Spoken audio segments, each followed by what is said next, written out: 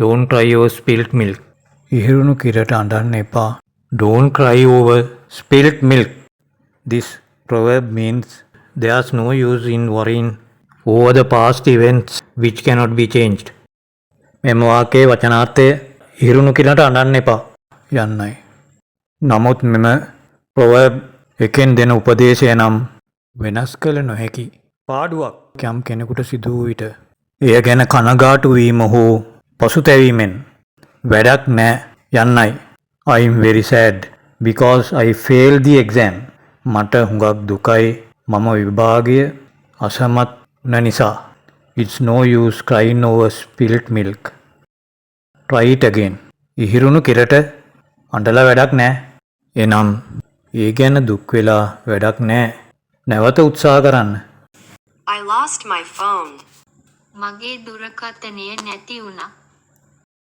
Don't cry over spilt milk. ඉහිරුණු කිරට අඬන්න එපා.